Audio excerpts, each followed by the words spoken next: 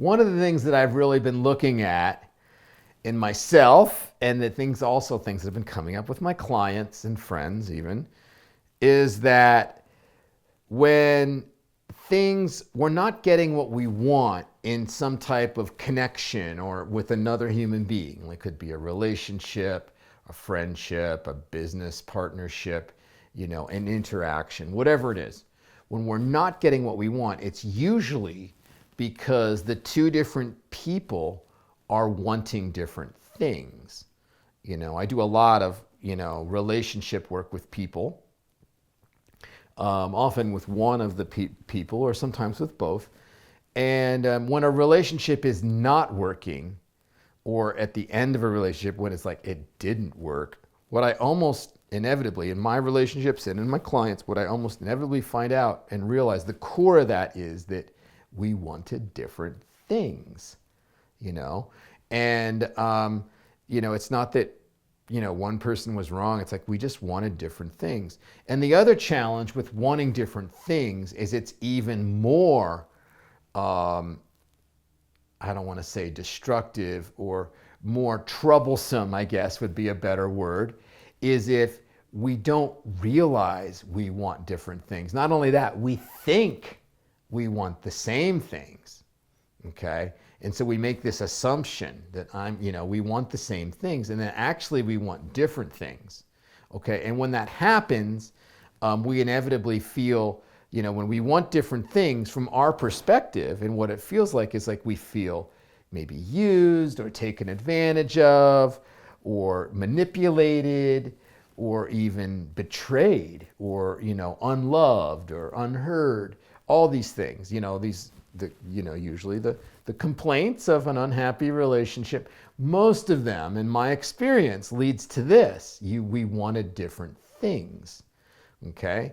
And so, so what to do about this? So I guess my premise is that if you want a clear connection with someone, again, relationship, partnership, whatever it is, if you want a clear connection with someone, it's your job to know, what you're after and what you want in this interaction, and what they're after and what they want. Or in other words, your intention and their intention. It's your job to know both. Okay? And now that's asking a lot, that's giving you, it's a lot of work. However, it may be a lot of work on the front end, but boy, it saves you so much pain and time and effort in the long run. So how do you do this? Okay. Well, in some ways, this is an extension of last week's video. Last week, I talked a lot about, being in touch with your feelings and what you want, what you really want in an interaction, in an experience. Like, what are you really after? And it's like being really honest. And even if it's not cool or whatever else, it's like, this is what I'm really after. So that's half the battle. Okay, so hopefully you start with yourself and you're like, this is what I'm looking for here. Even if it's a spontaneous thing and you're talking to someone and you see a possibility, and it's like, okay, what am I wanting in that possibility? What am I hoping will happen? So that was last week's video largely. You can rewatch that again if you want to, or watch it for the first time. And so this week I want to focus more on the other side, like understanding the other person's intention. And the frame that I've been using for a long time is, I call it hearing intent. Okay, so how do we hear intent? Okay, well, we definitely listen, but I think it's the way we listen that's really important. I think we're used to listening with our minds, with our intellects, and we're used to listening to the content and the facts. And they're good, don't get me wrong. It's good to listen to the content, good to listen to the facts. It's good to listen to what they're saying. But also, in addition to that, and I think even more importantly, we're kind of intuitively hearing what's behind their words. Okay, so it's not just the words. Okay, it's listening what's behind the words. Now, why do we want to do that? Is it the people are just trying to lie to us? Well, usually not. Just like what I said in the beginning, it's not like the people are necessarily trying to manipulate us, but if they're wanting different things, it just appears that way. So the first problem is they, like we were last week, like we're often not aware of what we really want. We don't let ourselves know what we really want, or we don't admit to ourselves what we really want in interaction. Well, the same thing's going on with them. Okay, so when they say, I want this and this and this, they think that's what they want. It's not like they're usually, anyway, they're not usually like, lying to your face. They really believe that that's what they want. And that's what their words will tell you. So if you listen to their words, they'll say, oh yeah, I want a relationship that we can have lots of intimacy and have vulnerability and and they can, and you're like, wow, that's just what I want. You get excited, right? It's like, oh yeah, that sounds great. Let's do that. And then you get into the relationship. It's like, whoa, I don't think this person had the same thought about intimacy as I did. And so then you're like, because we listened to the words, we didn't hear their intent. So I often talk about when we're listening to allow their energy, the energy of their words and their expression, allow it in, we can see it clearly, in our third eye, allow it into our heart. And it's in our heart, in our, sometimes our solar plexus, but it's kind of our heart, and our gut, where it just is like, we intuitively sense like what their intent really is. It's like, what are they saying beyond their words? And it's like by listening in this intuitive way.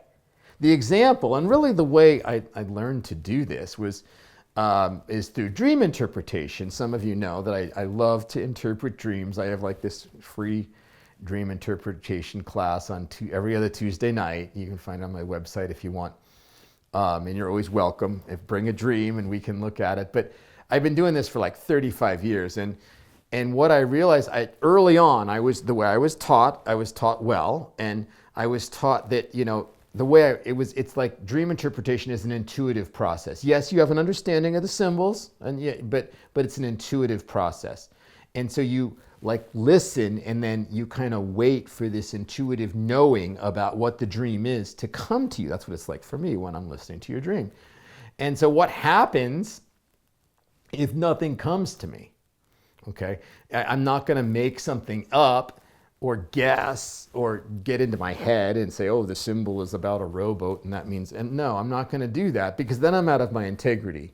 Okay, I'm going to wait until I know what it is. So how do I do that? I'll ask more questions. Could you tell me about the first part of that dream again? And then this. Usually, if I'm ever interpreting your dream and I'm doing that, it means that I don't know what the dream means yet. And I want you to say it again so I get more opportunity to sense what it is. And the same thing can be, the same skill can be used in an interaction. So if you're out on a coffee date or a first time business meeting, you're like, and you are wanting to know what their intention is, you listen and you can ask them questions, and you're not just listening to the words. You're listening until you get this knowing sense. It's like, oh, that's what I think he's after here. And then you can ask clarifying questions. It's great to ask questions and listen to the words, but also feel the energy behind the words. Like, what is there? Because their intention and your gut and your intuition of their intention will never lie. You will never be misled or manipulated if you listen, if you hear their intent, And if we listen to their words, we can get taken all over the place. But and often I said, not intentionally. They're just in denial. They just are deluded about what they want. So what you will never be. So you just listen and then ask more questions, and then listen, and then sooner or later you get a good idea. And then what you do, of course, is you notice what their intent is, and then you remember and check in on your own intent, and then you see, like, do these intents kind of match up here? Are we looking for the same thing, or are we looking for different things, very different things, or maybe just slightly different things? And now that you know what he's looking for and what you're looking for, then you can make some again, you can think intuitively, but then you can say, okay, well, what makes sense here? What type of connection should we have here? If we're wanting different things, we can have this type of connection, but it's not maybe a real deep connection. It makes sense to have this type of relationship or connection with this person. And we can make clear, and that's a whole other art as well.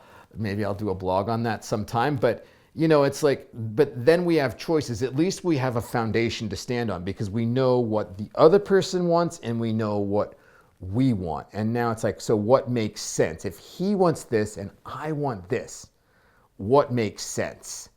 Okay. Is it too far apart and we're just going to be wasting each other's time?